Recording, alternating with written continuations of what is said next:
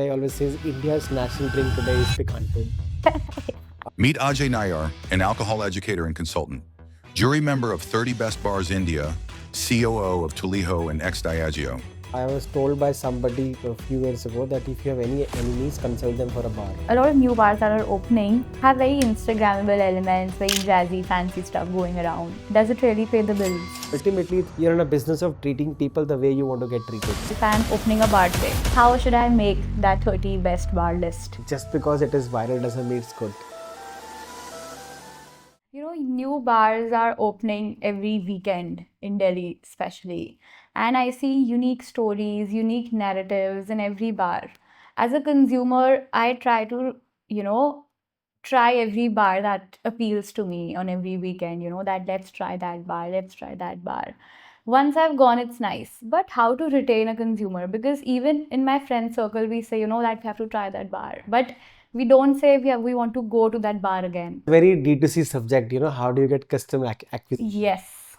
When it comes to retaining the consumers, I think I always, teach bartenders and when I talk to people in the industry, I say is that the core of this industry is also hospitality. Those 30 seconds really matter when you come to a place. I'll get my drink in the end, but the hostess opening the door, the person taking my reservation call, how well the menu was presented.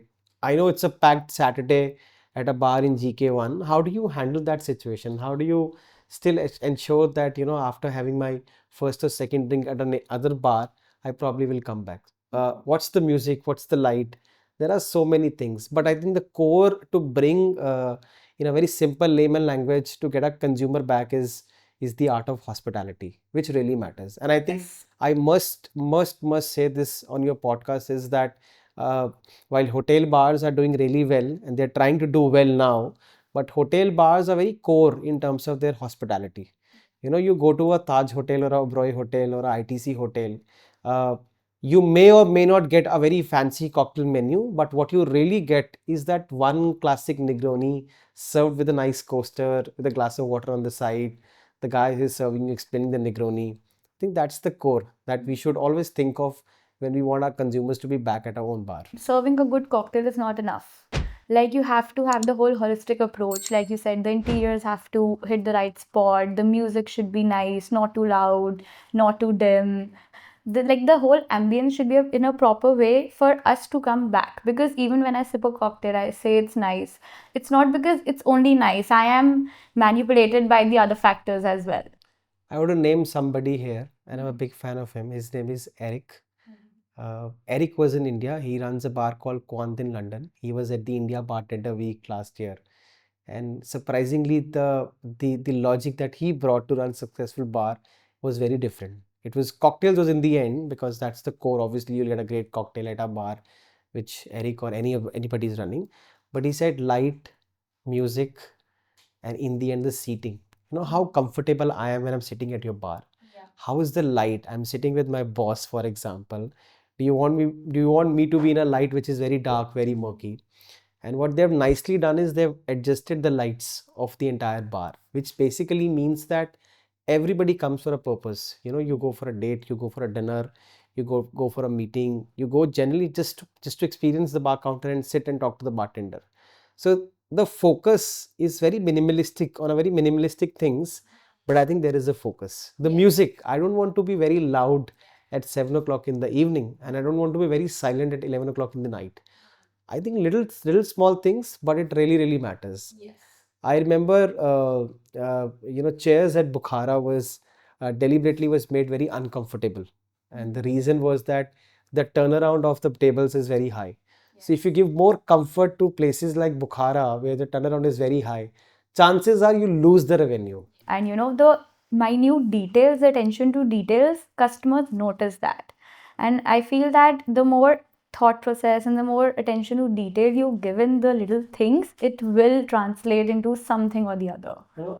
But look at today, and with all due respect to all the bars in Delhi and India, I think in a very pun intended way, I always says India's national drink today is picante. Which is okay. I mean, everybody has their own version of picante, and everybody should have. But I also believe at some point of time you should have your own USP. if I'm going to town hall in Khan Market, why I'm going? Maybe it's a great place to have great sushis.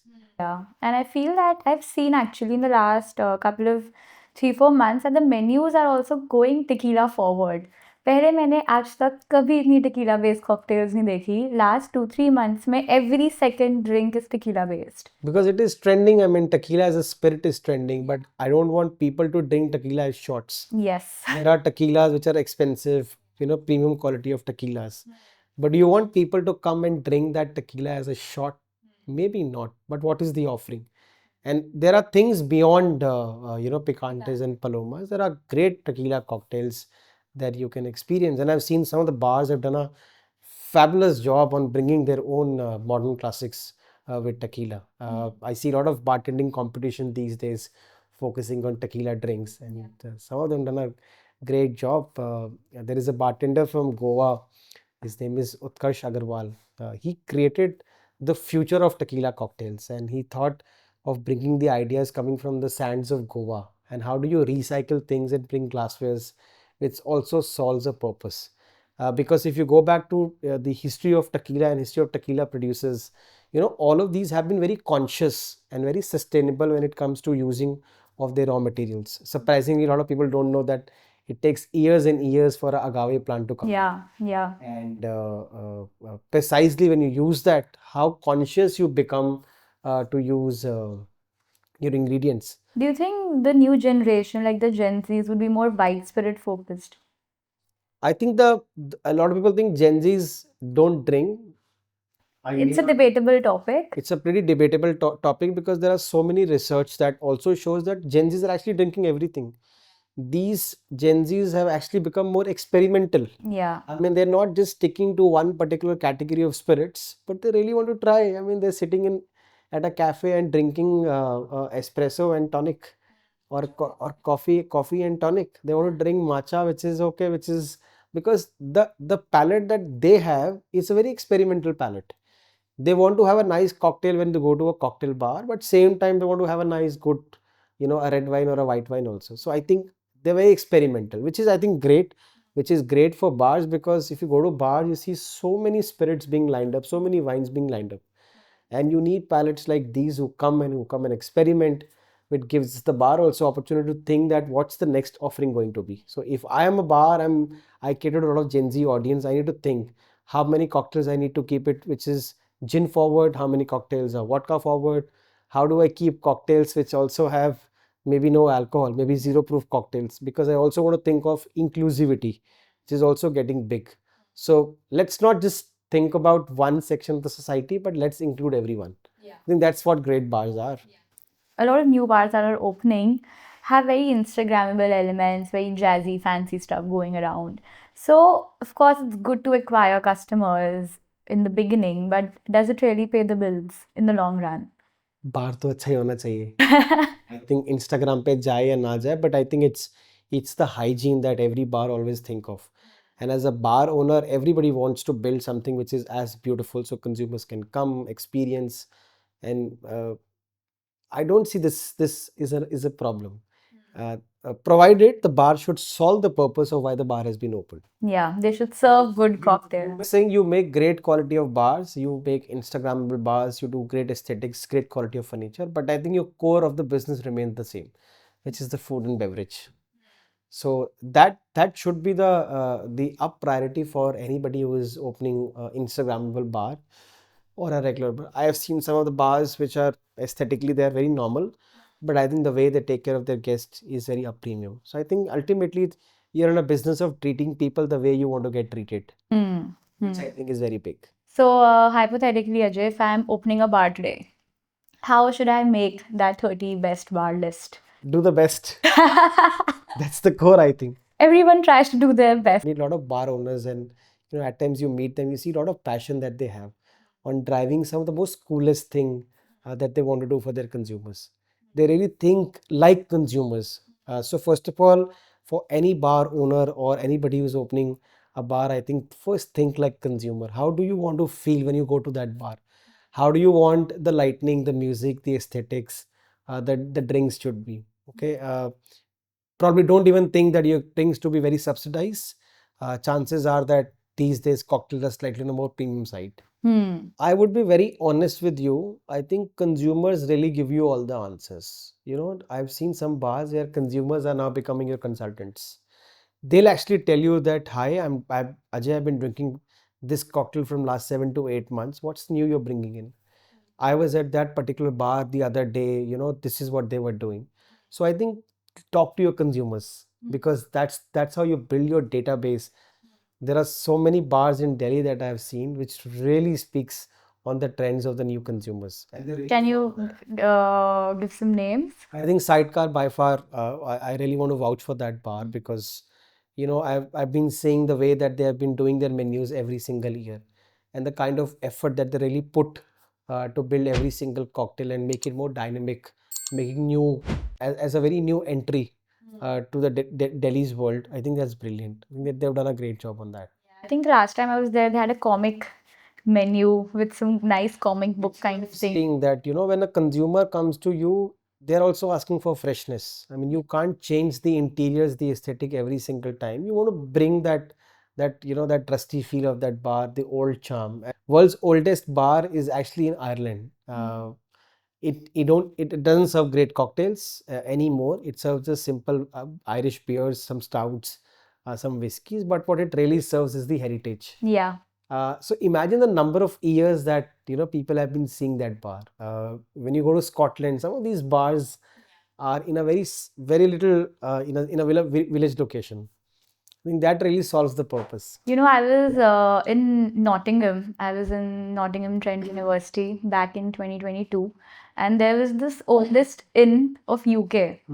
The name was Jerusalem, and it was just so British, and they only had craft beers. They had only three beers. And I was there for, I think, 40 days, out of which I went 30 days over there to have that experience. They used to play Irish games every night. They used to sing, and they only had three beers. I was just going there for the experience, for the craft beer, for that warmth, nothing else. And it was filled every day, no matter the day. And no discounts. No discounts. Nothing. No discounts. Very small space, very compact space. So that's the beauty, I think. If you want to drink one particular cocktail or a spirit or a wine or a bar, but you choose the location that you have been going since so many years, I think you also become more loyalist. So these bars, and I think some of these bars globally also, you won't see them 100-seater, 200-seaters. Yeah, it was, I think, 20-seater at tops. Yeah. I think the heritage and the just, that not following any trend and just staying very true to who you are, you will attract the right kind of people. So there is an amazing bar in Scotland, it's called Copper Dog, and there is also a whiskey called Copper Dog. And the whole idea of that bar is serving everything local. So from the local beers to the local beef to local poultry to local whiskeys, what basically they make in the region of Speyside. I think that's the beauty, while localists actually want to go to that place and want to enjoy their old memories. So great examples. If in India somebody is thinking to open a bar like this, all of these vintage places can actually become some best bars. Do you think it can work in Delhi? Definitely, I think it will work. I mean, if you see all of us, and not just alcohol, let's not just stay on alcohol on this podcast, but let's also think about what's happening in lifestyle. You see, most of the brands are going back. They also are thinking about nostalgia. Nostalgia is the biggest How do factor you right bring now. that nostalgia to your bars? How do you bring those Maggie cup noodles in a cocktail? You go to a bar in Pune called Cobbler and Crew. They do a very nice Maggie masala cocktail. Especially in the times of like this where AI has dominated everything, people want nostalgia because that's what makes them feel human at the end of the day. Yeah. Because everything is technology right now. Old is the new, Yeah, yeah. which you probably will see in a lot of the upcoming brands also. So as we tell the new age drinker of India right now, when they go out at night, what are they looking for? Like, is it authenticity in bars? Is it the status symbol or is it exploration? Personally, for me, it's exploration. Like when I'm going out, I want to explore new cocktails, new places. I try to cover like 2, 3 places if I'm out somewhere. Trend of bar hopping. Yeah. What are your thoughts on that? I speak to a lot of these new consumers, and I think first of all they're doing a great job because they are exploring the places. They're not just sticking at one places with table number 12 every time and sitting and drinking there. They're exploring. They're actually seeing what's happening at every new places. And with the new trend again coming back, which is the speakeasy bars in Delhi, and if you see that in the last few weeks, there are so many speakeasy bars have opened, and there are more on the way, uh, which I should not disclose this here. Then the point of speakeasy won't be there. People are ready to experiment, and every night they're looking for a new experience that they want to see in these exploration. I think we should like really address this that the people who these bars are targeting is just like 0.01%, because the like tentatively every cocktail we spend $1,000. Tax wax मिला लगा के इतना हो ही जाता है minimum का आप कहीं भी जाओ. So it's a price that is very high. So how does bars justify this cost? Like, do they need to justify, like, what is your thought process on the pricing? Because anywhere you go, it's minimum 1,000 rupees per drinks. I'll answer this, and with all due respect to the laws of our country, that when you open a bar, it is not easy. Yeah, it's very money draining process. I was told by somebody a few years ago that if you have any enemies, consult them for a bar. Probably that solves the purpose of yours, not theirs, by the way. But what is also important is that it's a very unstructured business at times also, It's not easy that you open a bar, you apply a license online and you get it very easily. It takes a lot of time, and there are a lot of permissions also. Yeah. So when I open a bar, I decide to price my cocktail at 1,000 rupees. I know what's my costing and what's going into it, but there are so many things. Manpower these days, the overhead these days are super expensive in the country, which I proudly should say that bartenders in our country are earning well now, and they have been respected. I think the long due respect which they're now getting. They're traveling across the country, they're traveling across the world. Bar takeovers are happening across India, and there are so many inbound, outbound takeovers happening. But yes, having said that, coming back to our topic on pricing of the cocktails, I think there are so many things which really matters. The ambience, the person who is making that drink, the cost of the spirit. If you really want to understand, ask people that what spirit that you have used. Have you used the premium quality of gin? Look at the techniques that people are putting these days, behind the bars. Yeah. I mean, gone are the days of just using regular infusions. People are trying their best to bring best of the equipments in the bar to give you a great quality of drink. So for the same drink, probably you go to London, you pay about, you shell about 20 pounds, which you get in 15 pounds is minimum. it's minimum. But look at India also these days. We were still a very price sensitive market. We really want to understand that why I'm paying 1,000 rupees for this particular drink. But yes, I think I truly believe that the original costing for to run that bar, and obviously you want to make bar profitable. Whenever I go somewhere out, I try to get the bar seat because I really enjoy seeing the whole. No, glad to hear that. Glad to hear that. The real census in this country is that people don't drink at the bar counter and drink. People actually drink. People actually order their drinks sitting at the table. But glad that you said that you love sitting at the bar counter. Yeah. Coming to the science of designing a nice menu for cocktails, I've been seeing this shift, that the menus are getting shorter and shorter every day. Like, पहले तो था 15-20 cocktails, and now it's just 7 cocktails. See, I'm from Delhi. You're from Delhi. We are doing this in Delhi. Yeah. You go to all the lovely. I mean, I will first go back to the food. Yeah. Because I love food. Yeah. And I always see how these smaller restaurants do better business versus large restaurants. You've seen places in Old Delhi. They do just 5 things, but they do 5 things right. And the recipe that they have been following from these 5 drinks are from years and years, which has now become a legacy. I'll take that example, and I want to give a lot of due credit to some of these places who've taught us how to do business in the most nicest way possible. You look at a bar who do 70 cocktails or 80 cocktails, it doesn't work. You imagine the amount of work that you have to do to build those cocktails. It's pretty difficult. In our language, we call this as mise à plat, which means basically to prepare before you start your operation. How do you spell that? MISENENPLACE. I don't think so. Any consumer would read Sari 35 also.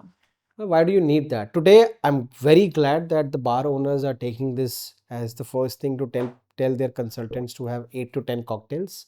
and thinking about classic cocktails. Yeah, but coming to my follow-up question, I've seen that, some bars display, it goes in food also, that some bars or some menus display from the price that is lowest to highest. Some display as highest to lowest. So दोनों में क्या psychology होती है? I don't know. Okay, let me just very generalize this. Okay, this technique is always called menu engineering, wherein if you make a menu, you always think about the consumer first. And I always believe in that. You think of your consumers. There are times when consumers actually see on the right hand side first, and then they see the left hand sides. I mean, you all do online shopping these days. You have a filter these days called Lowest to highest. and high to low, which I think actually really works. And when you also do for the sale also, this says highest is 70% and the lowest is 10%. So you put that filter. Somehow from a consumer psychology, it actually works. So if that works, it necessarily works for a restaurant or a bar also. So no harm putting your prices from lowest to highest or highest to lowest. Some of the hotel bars, and very proudly, they actually put the most expensive champagne on the top, and they basically then start from a sparkling or a prosecco when they go down. So it's completely up to you. How do you want to position it? Yeah, I think it's more about positioning your brand more. Also, what I also notice these days is that some of the bars have a very standardized price of their cocktails. Okay, so the first page you will see all cocktails at 7.95 plus taxes, which means you pick up any one of them, it's the same price. So if a bar has a very homogeneous mix of cocktails and they're priced in that harmony, I think it's great for consumers to take a early decision. Yeah, yeah. I don't want my consumers to spend a lot of time on seeing right hand side and left hand side. But if I structure my menu in a way that all my cocktails are priced at a same price, if at all possible, I think I have an early chance of consumer ordering their drinks, taking lesser time. What is the biggest challenge in opening a bar today? I know that there are many, but like the biggest. I think availability of the products is the biggest challenge, which is big. Second is the manpower. Okay, while you're opening so many bars across India, do we actually have so many bartenders who can come and run these bars? There are some great bartenders, but precisely everything comes at a cost and at an experience level. So how do you ensure that you have the right manpower and right talent resources, the right resources to run these bars? That's also a challenge that I also see and foresee also in the future if we don't get the right talent in our country. And how important is the location? I mean, for a QSR, this was the first thing that they always used to say, that location, location, location. I think today the definition is product, product, and product. If the product is good, the people will come to you. I mean, you see Vasant Vihar as a location. There used to be one or two bars, but then when consumers started walking into that bars, everybody decided to open a bar in Vasant Vihar. So that actually made a location, location, location versus thought of the product. 5 years पहले वो market में कुछ नहीं था. Now you go there, you have so many bars which exist in that market, and there are more which are coming. Coming to a much awaited topic, that is bartenders. So what makes a bartender a good one? What do you think?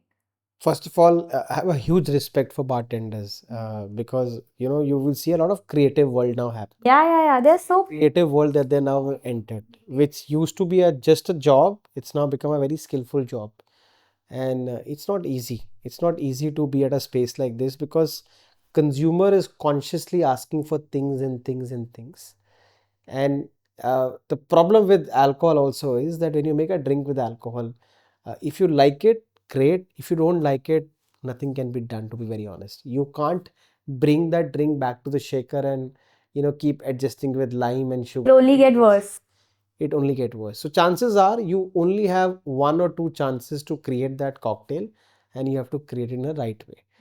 In today's world, it's also a huge thanks to a lot of the liquor companies who have done a lot of education programs for bartenders, and how well the bartenders are exposed these days to so many areas of interest is actually great. And what I've seen in last few years is that some of these bartenders have actually become bar owners, which you see a trend also coming in, which is very particular in West.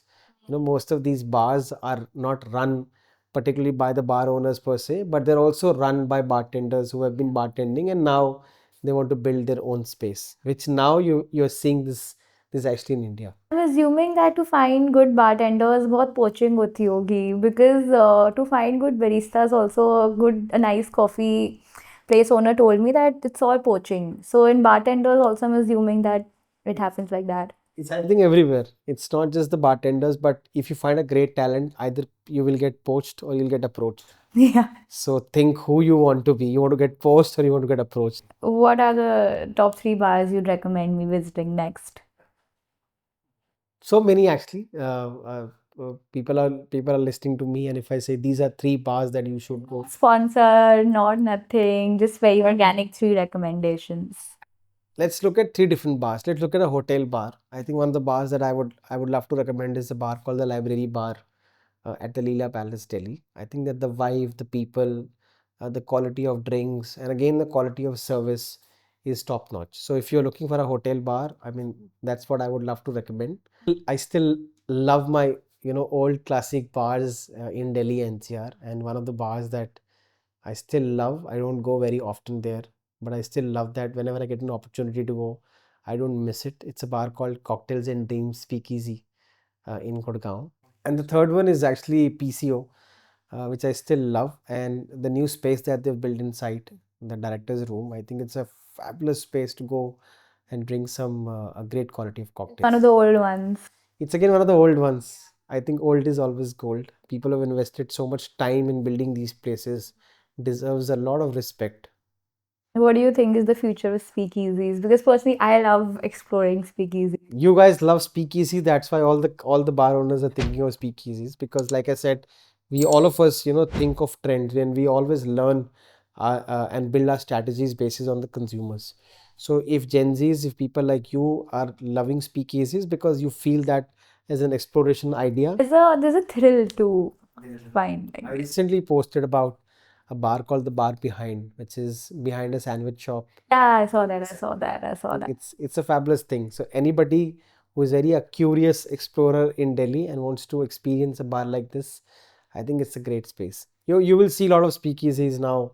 Will start coming in. There are already about 3 to 4 that really exist in this market, but yes, you will see more on our way. You were telling me that you are a whiskey person, and since a lot of new age whiskey brands in India are emerging, so which one would you recommend? Choose all. I mean, try all. Then you will understand that how one whiskey is different from another. What white space do you see in the Indian whiskey space right now? I actually want to see an Indian whiskey getting matured in the cask of a whiskey which previously had a Scotch whiskey. So imagine an Indian whiskey which is now matured in a cask which was used to mature a whiskey like Ardbeg. Okay, I mean, you really want to see a lot of innovation which is going to come in the Indian market, and I'm confident that the way how Indian whiskeys are well perceived, not just in India but outside India also. There are so many brands, Indian whiskey brands, which have been made in our country, but people globally have a lot of pride drinking them when they sit either in New York or in London, and very proudly they say, "Oh no, you were drinking an Indian whiskey." So Damper. Yeah. all are friends, so I don't know name anyone. What lesson has alcohol taught you about people? थोड़ी बातें शराब सिखा देती है. That people speak after drinking alcohol and you see everything they get. I think we should have done this podcast having 1 or 2 alcohol. on the side. What I learned from people is that sometimes they know better than you. I don't know name the consumers and name the places and name the incidents, but I came across with one of the consumers in one of my events, and I was talking about an Irish liquor called Baileys. And I randomly asked him, "Have you tried Baileys in your life?" He said, "Ajay, I had a Baileys 8 years old." Okay, which actually doesn't exist. So that example was given to me by a consumer, which never exists. The brand never exists. So at times you find people who have a knowledge, but I think not right. And that is the most absurd thing that you Half knowledge is worse than no knowledge. It's no knowledge, I think. It's no knowledge. But yes, there are so many consumers that I meet, and some of the most funniest thing that they tell me, and And being on this side, I feel much better because you laugh and you just like, okay. I think people forget that people have brains. I think like to sum this up, I think just लोगों को लगता है सामने वाला बेवकूफ है, but सामने वाले के पास तुमसे ज्यादा दिमाग है. थोड़ा ऐसा assume करके चलोगे तो तुम safe रहोगे. मतलब काफी सारे ऐसे I've come across a lot of these consumers who talk. I mean, we can talk on this like on a stand-up comedy show. Yeah. Consumers being funny on alcohol subject. Like one subject that people will tell you कि यार आप ना ये particular alcohol पीने के बाद ना ये particular मीठा खा लो तो आपको hangover नहीं होगा. Like people have their own myths and misconceptions around alcohol hangovers, which for me is a fact, not a fact. What is the funniest misconception you have heard from anyone? I was told by somebody that when you start your first early evening, you start from a 90 or 100 ml to begin with, because once you have a high portion of alcohol in your stomach, your stomach is your line, which is absolutely fad. You can't do that. It doesn't even make sense scientifically. Shorter you drink, the better you drink, the longer you drink. But if you drink like 90, 100 ml in the beginning. What is the most uncomfortable truth when it comes to alcohol that people don't want to hear? What happened last night? Yeah, I think people don't want to hear. It's like a black hole. Yeah, but that's not good actually. That's not good actually. Yeah. Ajay, I have one last question with you. We do this with every guest. It's our favorite question. What is the worst piece of advice you have ever received? To open a bar. It drain all your money. Absolutely, to open a bar. I mean, it drain not drain all your money, drain all your peace. Yeah, for me, I mean, I'm just saying Yeah. as a person, but yeah, I think it looks very fancy, very easy for a business to run like this. But yes, it needs a lot of effort, it needs a lot of time, and it needs a lot of patience. I think the businesses that look the most glamorous are the most hard to crack. I think all of them. Yeah. Yeah, because even like I get this thing a lot, that podcasting is so fun, so glamorous, it's nice. I'm like, kar आओ कभी studio आओ. You can see the number of followers that you have to take. Yeah, It takes a lot of time to build your scripts and editing. it takes a lot of patience. Patience is the key. Patience is the key. I think it was lovely having you, Ajay. Thank you so much for giving us your time today, and I'd love to meet you over some time for some drinks. Thank you for having me. Thank you for having discussion on a subject like alcohol. I thought I was able to answer some of the questions. If not, editing will help. Thank you so much, Ajay. Thank you. Thank you. Cheers.